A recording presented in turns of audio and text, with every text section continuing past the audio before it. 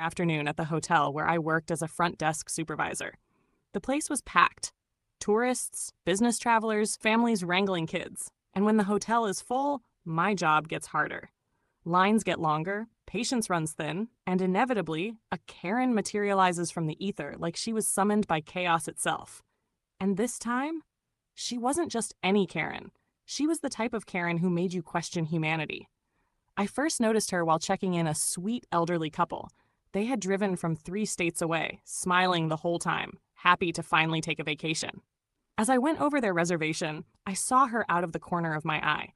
Karen stood in line with her arms crossed, lips pursed so tightly they looked sewn shut, eyes darting around like everyone else existed just to inconvenience her. She tapped her foot against the marble floor so loudly it echoed.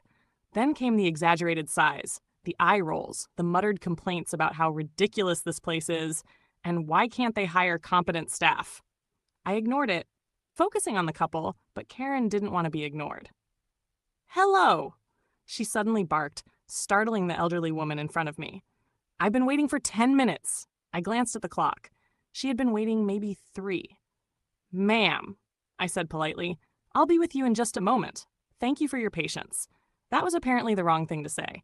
"Patience?" she snapped. "Do I look like I have time for this? I booked a suite. A suit. Not some shoebox room like the rest of these peasants. I expect immediate service." The couple gave me an apologetic smile, like they felt bad for me, and I hurried to finish their check-in. When it was finally Karen's turn, she stomped to the desk, dropped her oversized designer purse on the counter with a thud, and shoved her phone screen in my face. "This," she declared, "is my reservation, and if you screw this up, I will speak to your manager. Do you understand me?" I resisted the urge to tell her that I was the manager on duty. Instead, I calmly took her information and pulled up her reservation. Sure enough, she had booked a suite. But here's the thing. She booked it at the discounted, non-refundable promotional rate, which came with very clear restrictions, like the fact that it was 1 king bed only, no rollaways, no extra cots, no exceptions. "I need 2 rollaway beds," she announced before I could even explain the details. "My kids refuse to share a bed, and I'm not sleeping on the couch." "I'm sorry, ma'am," I said evenly, "but the suite you booked doesn't allow for rollaway beds due to fire code regulations." Her jaw dropped. "Excuse me. Are you telling me you expect my angels?" She gestured dramatically at her 2 sullen teenagers slouching behind her. "To share a bed? That is abuse. That is neglect. What kind of hotel is this?" The kids, for the record, didn't look like they cared. One was glued to his Nintendo Switch. The other had earbuds in, pretending the world didn't exist. "I can suggest a different room type," I began. "No," she snapped. "I booked a suite. I deserve a suite. If you don't fix this, I'll make sure everyone knows how incompetent you are. Yelp, TripAdvisor, Facebook. Oh, don't test me. I have thousands of followers. Ah, the classic Karen battle cry, I'll ruin you online." I remained professional, checked her in, and thought that would be the end of it. But of course, Karen wasn't done. The pool incident.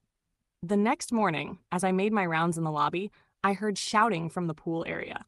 Immediately, I knew. My Karen radar tingled. Sure enough, there she was, standing at the edge of the pool with her hands on her hips, shrieking at the lifeguard. "This is disgusting," she yelled. "There are too many people in this pool. My kids deserve space. Clear it out!" The lifeguard, a college kid barely holding it together, tried to explain that the pool was first come, first served. Guests had equal rights to use it. Karen wasn't having it. She stormed over to a family of 4 who were peaceful floating on noodles and barked, "You need to get out. My kids want to swim." The father blinked in disbelief. What?" "You heard me," she snapped. "We were here first." She wasn't. The kids in the pool ignored her. The father ignored her. And that only enraged her more. She stomped back to the lounge chairs, snatched up towels that weren't hers, and began tossing them aside. "Reserved," she declared. "These chairs are mine now." Other guests started to murmur. Some pulled out phones. I could already see where this was going. My plan. I'd dealt with Karens before, but this one was in a league of her own. She didn't just want things her way. She wanted to dominate everyone else's experience, like the hotel was her personal kingdom. So I decided she was going to learn a lesson.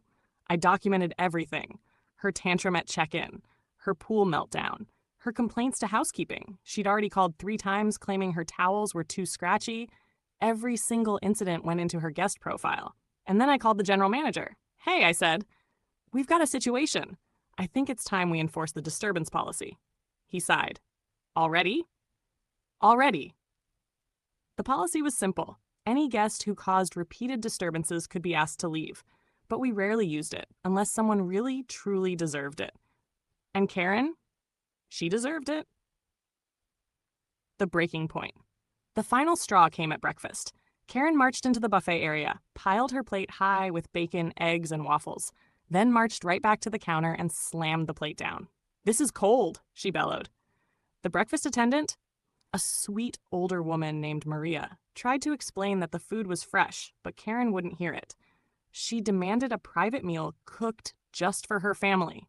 When Maria hesitated, Karen shoved the plate toward her, spilling syrup all over the counter. "Unacceptable! I paid good money to stay here. Fix this now." Guests stared. Phones came out again. Karen basked in the attention, like she thought she was starring in some reality show. That's when I stepped in. The revenge. "Ma'am," I said loudly enough for the whole room to hear, "I need to speak with you privately." She smirked, clearly thinking I was about to grovel. She followed me into the lobby, where the GM was already waiting. "Mrs. Karen," he said firmly, "we've received multiple complaints about your behavior. You've disrupted our staff and other guests repeatedly." Her face turned red. "Excuse me? I am the victim here. These people are incompetent. The pool is overcrowded. The food is inedible." "I'm afraid," the GM cut in, "we'll have to ask you to leave." The lobby went silent. People actually stopped what they were doing to watch. Karen's jaw dropped. "What? You can't do that. I'm a paying customer." "Yes," he said calmly, "and per our disturbance policy, we reserve the right to refuse service to any guest who negatively impacts others' stay. Your remaining nights will be refunded. Security will escort you out." Security appeared like magic. Karen lost it. She screamed, stomped, ranted about suing, claimed she was friends with the mayor, and insisted we were ruining her children's vacation. The teenagers, bless them, just looked relieved. One muttered, "Finally," under his breath. Guests clapped. I'm not exaggerating. Actual applause broke out in the lobby.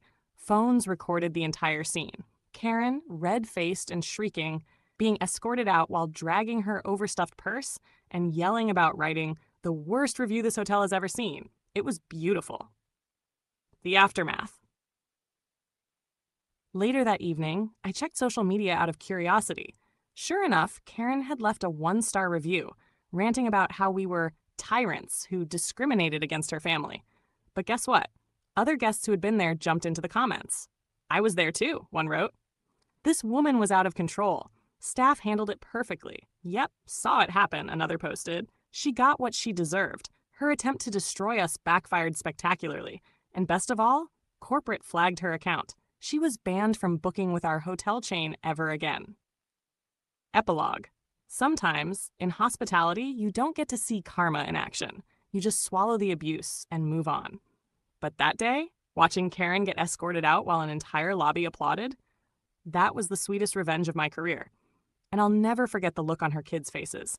Relieved, embarrassed, and maybe even a little grateful that someone finally told their mom, no. Because the truth is, Karen didn't just ruin other people's experiences. She ruined her own families too. But not anymore. Not at my hotel.